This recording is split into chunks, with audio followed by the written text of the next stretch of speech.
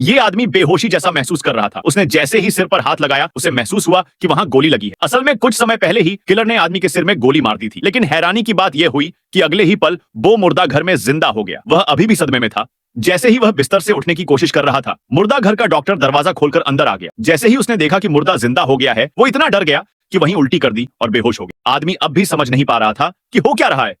उसने डॉक्टर का मोबाइल उठाया, फिंगरप्रिंट से अनलॉक किया और अपनी पत्नी को फोन किया, यह बताने के लिए कि वो ठीक है। लेकिन जैसे ही फोन उठा, अंदर से एक अजनबी आदमी की आवाज आई। हे भगवान, अभी उसका शव ठंडा भी नहीं हुआ था और उसकी बीवी पहले ही किसी और से प्रेग्नेंट थी। आदमी को उसी पल समझ आ गया कि उसकी मौत के पीछे यही जोड़ा जिम्मेदार है। उसने डॉक्टर को उठाकर चेतावनी दी कि यह बात किसी को मत बताना। फिर वो अपने घर गया हिसाब बराबर करने। उसने सबसे पहले अपनी पत्नी को बाथरूम में बंद कर दिया, तभी बाहर आया उसका आशिक, जिसे देख आदमी गुस्से से भर गया। तभी उसकी बीवी बाहर आई और आदमी पर हमला कर दिया। आदमी ने गुस्से में तलवार उठा ली, लेकिन जैसे ही वह वार करने वाला था, उसकी पत्नी ने उसे चाकू मार दिया ताकि उसके प्रेमी को बचाया जा सके। आदमी जमीन पर गिर गया, खून से लथपथ वो घिसटते हुए बाहर निकल रहा था कि उसके दुश्मन ने एक और वार कर दिया। फिर दोनों ने उसे उठाकर जंगल में फेंक दिया। लेकिन किस्मत देखिए, आदमी फिर से जिंदा हो गया। अब उसे कुछ समझ नहीं आ रहा था, तो वो फिर से डॉक्टर के पास गया।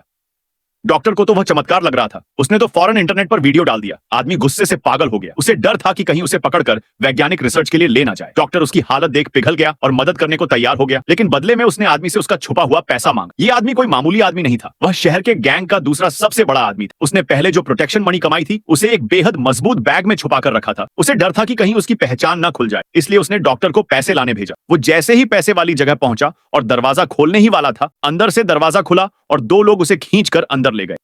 वहां दो लोग बाहर निकल रहे थे। आदमी नीचे गाड़ी में इंतजार करता रहा था, लेकिन जब डॉक्टर नहीं लौटा, उसे शक हुआ। वो फौरन मास्क पहनकर ऊपर गया। आदमी ने दोनों को मार गिराया, लेकिन जब उसने देखा कि दीवार में छिपाया पैसा अब वहां नहीं है, तो उसे यकीन हो गया कि यह दोनों ही चोर थे।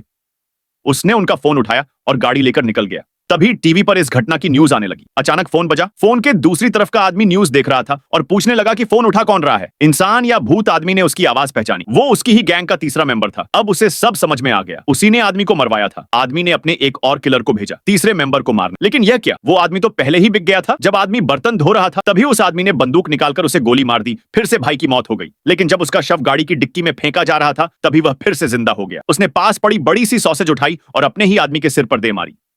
गाड़ी कंट्रोल से बाहर हो गई और पुल से नीचे जा गिरी। आदमी फिर से बाहर निकल आया और डॉक्टर को फोन किया। डॉक्टर ने उसकी पट्टी की और कहा कि अब तो पुलिस को बुला ही लो। लेकिन आदमी सिर्फ बदला चाहता था। दोनों की बहस हो गई और आदमी अकेला चला गया। कुछ कदम चलकर ही उसे एक गाड़ी ने टक्कर मार दी। डॉक्टर को चिंता नहीं हुई, क्योंकि अब तो आदमी अमर हो चुका था। वो लड़की ड्राइवर को समझाने लगा कि घबराने की जरूरत नहीं है। लड़की को लगा जैसे किसी देवदूत से मुलाकात हो गई हो। उसने रात को मिलने का वादा कर लिया। डॉक्टर आदमी को उठाकर वापस ले आया और एक्यूपंक्चर की तैयारी की। जब तक आदमी बेहोश था, वह लड़की से मिलने चला गया।